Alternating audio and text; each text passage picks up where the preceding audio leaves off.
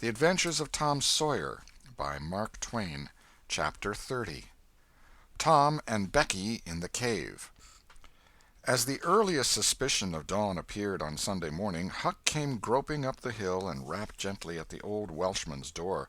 The inmates were asleep, but it was a sleep that was set on a hair-trigger on account of the exciting episode of the night.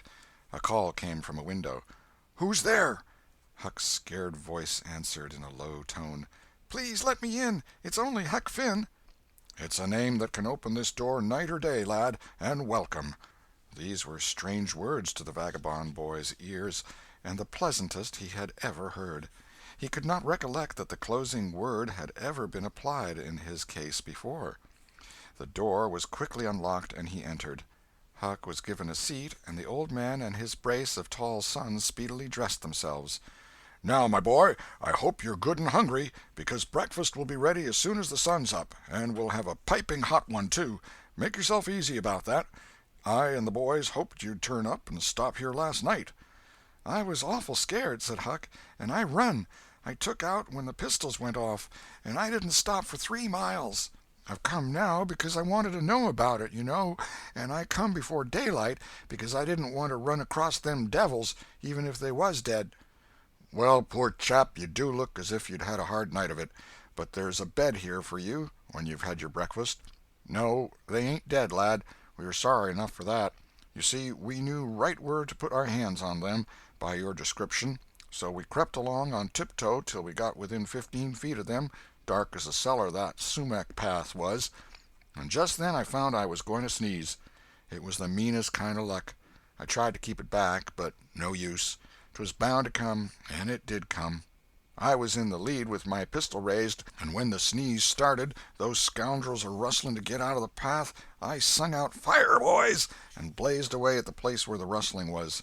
So did the boys, but they were off in a jiffy, those villains, and we after them down through the woods.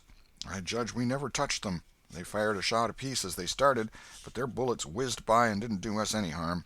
As soon as we lost the sound of their feet, we quit chasing, and went down and stirred up the constables. They got a posse together and went off to guard the river bank, and as soon as it is light the sheriff and a gang are going to beat up the woods. My boys will be with them presently. I wish we had some sort of description of those rascals. 'Twould help a good deal. But you couldn't see what they were like in the dark, lad, I suppose?" "Oh, yes, I saw them downtown and followed them." "Splendid.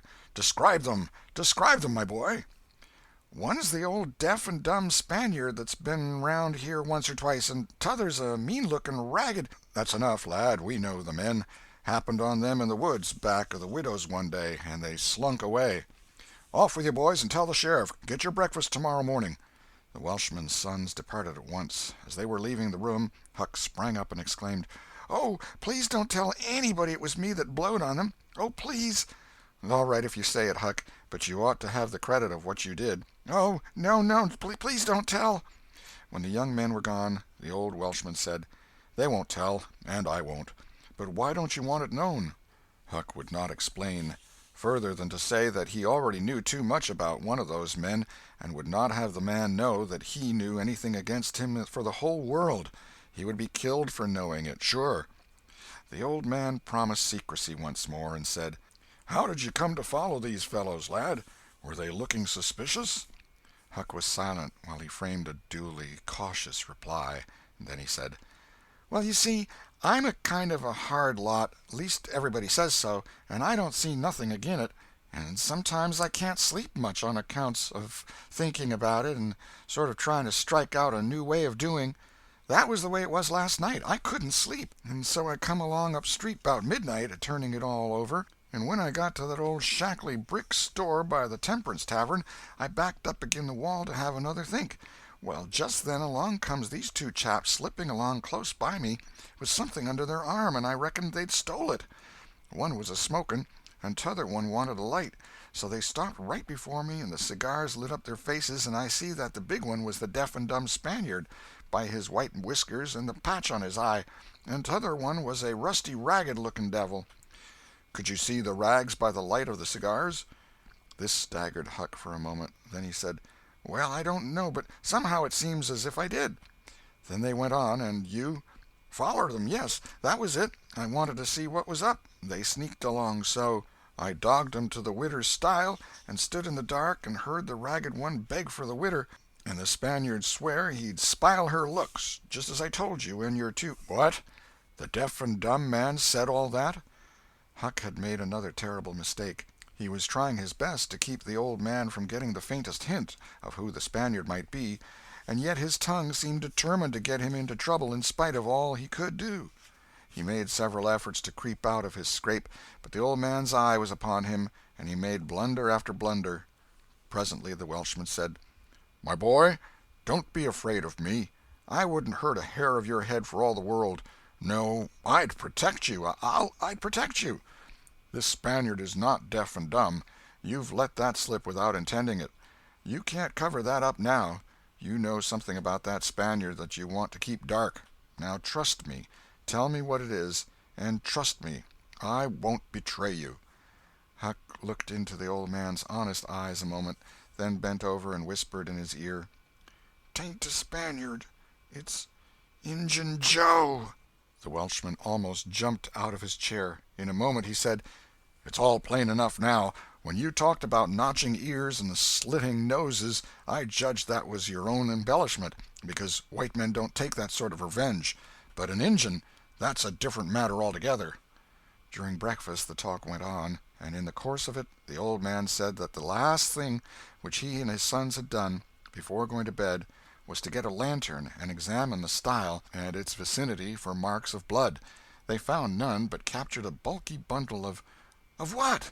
If the words had been lightning they could not have leapt with a more stunning suddenness from Huck's blanched lips. His eyes were staring wide now, and his breath suspended, waiting for the answer.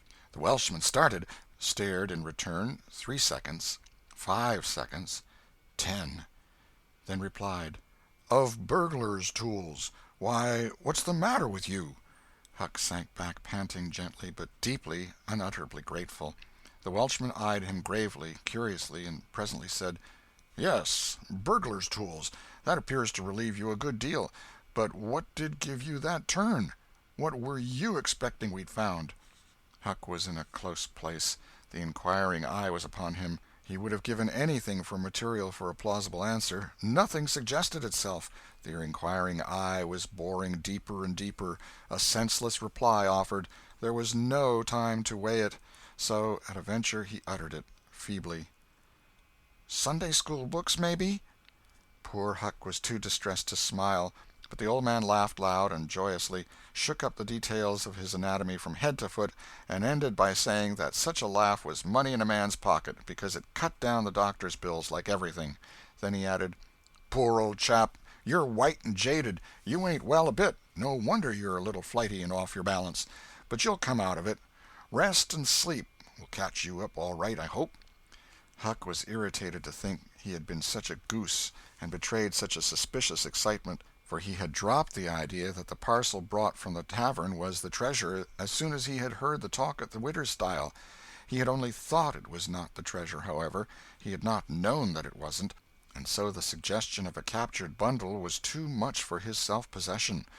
But on the whole he felt glad the little episode had happened, for now he knew beyond all question that that bundle was not the bundle, and so his mind was at rest and exceedingly comfortable. In fact, everything seemed to be drifting just in the right direction now. The treasure must be still in number 2. The men would be captured and jailed that day, and he and Tom could seize the gold that night without any trouble or any fear of interruption. Just as breakfast was completed there was a knock at the door. Huck jumped for a hiding-place, for he had no mind to be connected even remotely with the late event. The Welshman admitted several ladies and gentlemen, among them the widow Douglas, and noticed that groups of citizens were climbing up the hill to stare at the stile. So the news had spread. The Welshman had to tell the story of the night to the visitors. The widow's gratitude for her preservation was outspoken. "Don't say a word about it, madam. There's another that you're more beholden to than you are to me and my boys, maybe, but he don't allow me to tell his name. We wouldn't have been there but for him." Of course this excited a curiosity so vast that it almost belittled the main matter, but the Welshman allowed it to eat into the vitals of his visitors, and through them be transmitted to the whole town, for he refused to part with his secret. When all else had been learned, the widow said, "I went to sleep reading in bed and slept straight through all that noise. Why didn't you come and wake me?" "We judged it weren't worth while. Those fellows weren't likely to come again. They hadn't any tools left to work with, and what was the use of waking you up and scaring you to death? My 3 negro men stood guard at your house all the rest of the night. They've just come back." More visitors came, and the story had to be told and retold for a couple of hours more. There was no Sabbath school during day school vacation, but everybody was early at church. The stirring event was well canvassed. News came that not a sign of the 2 villains had been yet discovered. When the sermon was finished, Judge Thatcher's wife dropped alongside of Mrs. Harper as she moved down the aisle with the crowd, and said, "Is my Becky going to sleep all day? I just expected she would be tired to death." "Your Becky?" "Yes," with a startled look. "Didn't she stay with you last night?" "Why, no." Mrs. Thatcher turned pale and sank into a pew, just as Aunt Polly, talking briskly with a friend, passed by. Aunt Polly said, "Good morning, Mrs. Thatcher. Good morning, Mrs. Harper. I've got a boy that's turned up missing. I reckon my Tom stayed at your house last night, one of you, and now he's afraid to come to church. I've got to settle with him." Mrs. Thatcher shook her head feebly and turned paler than ever. "He didn't stay with us," said Mrs. Harper, beginning to look uneasy. A marked anxiety came into Aunt Polly's face. "Joe Harper, have you seen my Tom this morning?" "No, ma'am." "When did you see him last?" Joe tried to remember, but was not sure he could say. The people had stopped moving out of church. Whispers passed along, and a boding uneasiness took possession of every countenance. Children were anxiously questioned, and young teachers. They all said they had not noticed whether Tom and Becky were on board the ferry boat on the homeward trip. It was dark. No one thought of inquiring if anyone was missing. One young man finally blurted out his fear that they were still in the cave. Mrs. Thatcher swooned away. Aunt Polly fell to crying and wringing her hands. The alarm swept from lip to lip, from group to group, from street to street, and within 5 minutes the bells were wildly clanging and the whole town was up. The Cardiff Hill episode sank into instant insignificance. The burglars were forgotten, horses were saddled, skiffs were manned, the ferryboat ordered out, and before the horror was half an hour old 200 men were pouring down high road and river toward the cave. All the long afternoon the village seemed empty and dead. Many women visited Aunt Polly and Mrs. Thatcher and tried to comfort them. They cried with them, too, and that was still better than words. All the tedious night the town waited for news. But when the morning dawned at last, all the word that came was, "Send more candles and send food." Mrs. Thatcher was almost crazed, and Aunt Polly also. Judge Thatcher sent messages of hope and encouragement from the cave, but they conveyed no real cheer. The old Welshman came home toward daylight, spattered with candle grease, smeared with clay, and almost worn out.